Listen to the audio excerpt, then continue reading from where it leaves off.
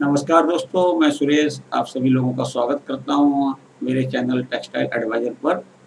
दोस्तों, आज हम आपको बताएँगे कि कॉटन स्पिनिंग प्रोसेस होती है, उसमें कौन-कौन से प्रोसेस होते हैं और हर प्रोसेस का आउटकम क्या होता है दोस्तों।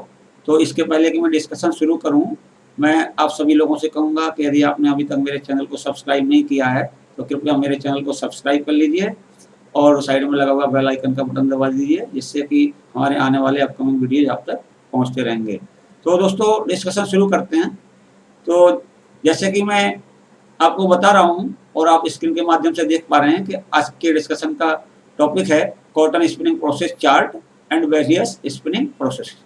मतलब जब आपको कॉटन मिल जाता है स्पिनिंग मिल्स के अंदर, तो वो किन-किन प्रोसेस के थ्रू गुजरता है और कौन-कौन से मशीन का कौन-कौन सा आउटकम आता है दोस्तों, तो उसके बारे में मैं आपको यहाँ पे डिस्कस कर रहा हूँ दोस्तों। तो जैसा कि आप स्क्रीन के माध्यम से देख पा रहे हैं दोस्तों, यहाँ पे चार्ट देख लीजिए, किस-किस तरीके से कॉटन पास होता है। यहाँ पे देखिए आपको कॉटन फाइबर मिल जाता है, तो कॉटन फाइबर मिलने के बाद में ये सबसे पहले जाता है मिक्सिंग एंड ब्लो रूम में जाता है।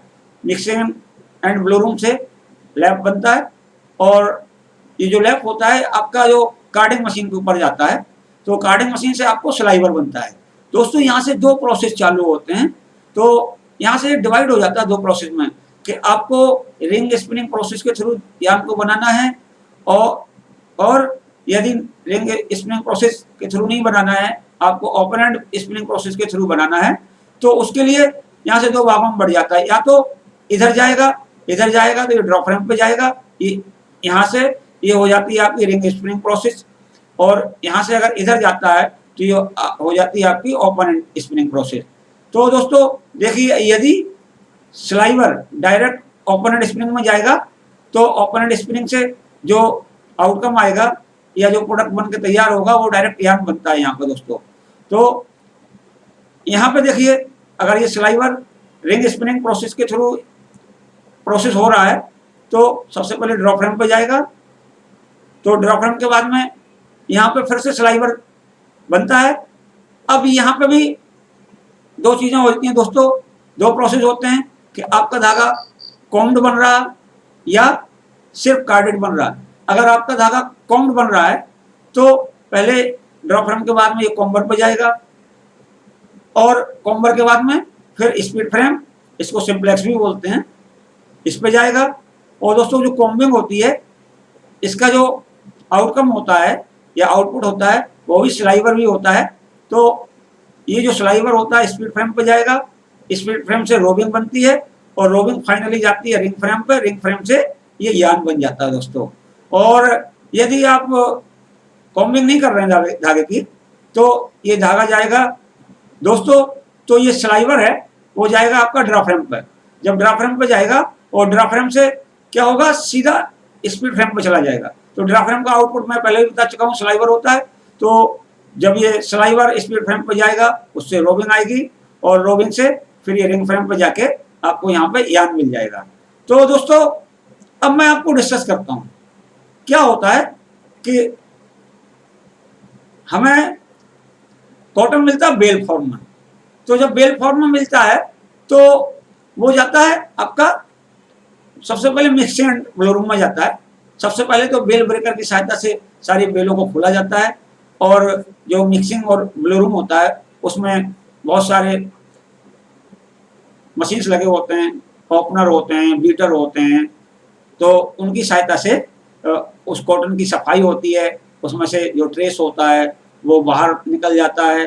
तो उसमें क्या होता है, जो आपका कॉटन होता है वो बहुत छोटे छोटे लिंट्स में बढ़ जाता है।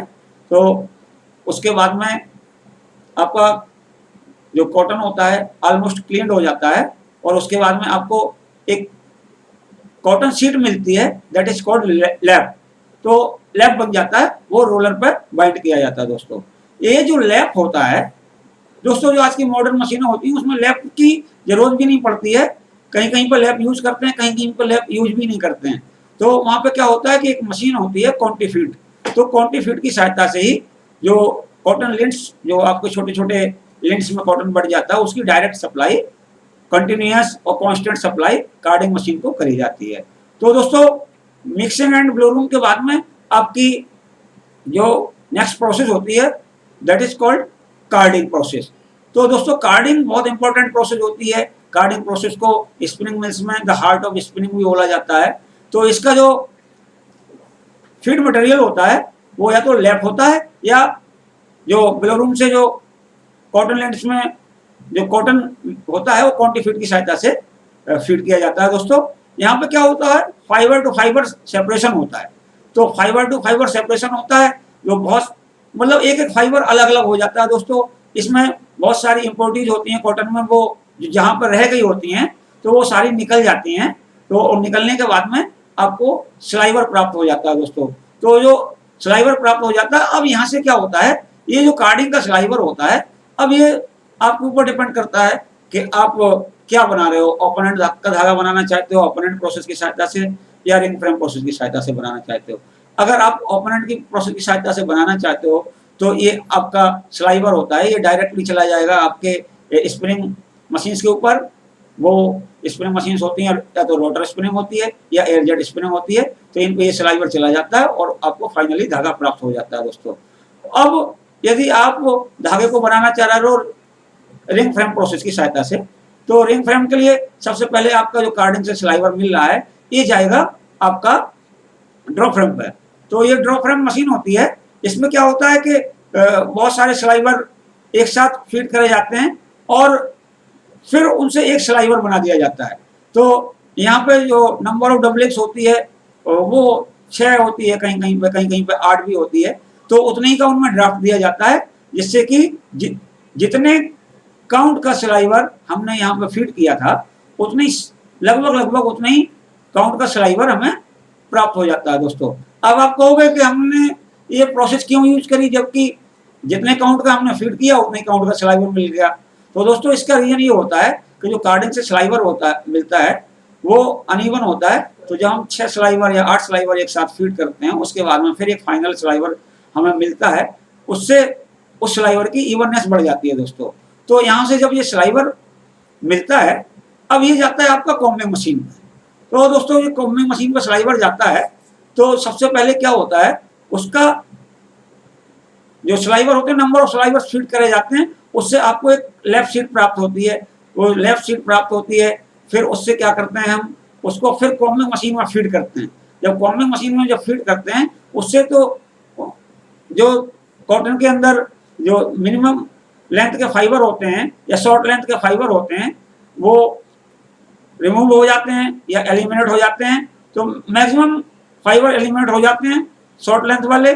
और क्या होता है कि जो हुक होते हैं ट्रेल हुक या लीडिंग हुक होते हैं वो भी लगभग सारे फाइबर लगभग स्ट्रेट हो जाते हैं, जिससे कि हमारे यार्न में हेरीनेस कम आ जाती है और स्ट्रेंथ भी अच्छी आ जाती है। दोस्तों और जो फाइबर का अरेंजमेंट होता है वो भी पैरेलल हो जाता है, ऑलमोस्ट पैरेलल हो जाता है। दोस्तों तो जब यहाँ से क्या होता है दोस्तों कि जो आउटकम आता है वो भी स्लाइवर होता है। दोस्तों अब ये स्लाइवर जाता है आपका सिंप्लेक्स फ्रेम पर। तो सिंप्लेक्स फ्रेम पर जाता है तो सिंप्लेक्स में क्या होता है दोस्तों, जो स्लाइवर होता है वो उसको हम फिर ड्रॉ करते हैं ड्राइंग रोलर की सहायता से और उसको पतला करते हैं, खींच के ड्रॉ करके पतला करा जाता है। उससे बहुत कई सारे टाइम्स ओरिजिनल लेंथ से उसको लंबाई बढ़ाते हैं उसकी और स्लाइटली ट्विस्ट देते हैं जिससे फाइबर को होल्डिंग मिल जाती है तो वो स्लिप ना हो रोबिंग, और यहाँ पे आपको रोबिंग प्राप्त हो जाती है। जो आउटकम होता है उसको हम रोबिंग बोलते हैं। दोस्तों तो ये जो रोबिंग होती है वो जाती है किस पे जाती है, रिंग फ्रेम पर जाती है। तो रिंग फ्रेम पे जब ये रोबिंग जाती है तो 3 एक्शन होते हैं दोस्तों। एक तो होता है ड्राइंग एक्शन होता है। ड्राइंग एक्शन में क्या होता है कि कई टाइम्स जो उसकी लंबाई होती है उसकी बढ़ाते हैं, वो होता है ड्राफ्टिंग जोन में होता है। और उसके बाद में क्या होता है उसमें हम ट्विस्ट इम्पार्ट करते हैं। वो कैसे होता है, जो ट्रेवलर होता है उसकी सहायता से करते हैं। और इसके बाद क्या करते हैं दोस्तों, जो धागा हमारा बन के तैयार हो जाता है उसको हम एक रिंग बोबिन के ऊपर लपेटते जाते हैं। तो इस तरीके से आपको फाइनल धागा मिल जाता है। दोस्तों तो मैं समझता हूँ आपको समझ में आया होगा कि यदि आपको कॉटन मिल में जो कॉटन की बेल्स मिलते हैं, उसके बाद उस कॉटन की कैसे प्रोसेसिंग होती है दोस्तों, यदि आपको कुछ डाउट हो तो आप कमेंट बॉक्स में जाके हमसे क्लियर कर सकते हैं दोस्तों। तो देख के बताइएगा दोस्तों मेरा वीडियो कैसा लगा, और यदि आपको मेरा वीडियो पसंद आए तो कृपया लाइक करें, शेयर करें, अपने दोस्तों में अधिक से अधिक पहुंचाएं। दोस्तों फिर एक रिक्वेस्ट, यदि आपने मेरे चैनल को अभी तक सब्सक्राइब नहीं किया है तो कृपया सब्सक्राइब कर लीजिए, इससे हमारे आने वाले अपकमिंग वीडियोज़ के नोटिस आप तक पहुँचते रहेंगे। धन्यवाद।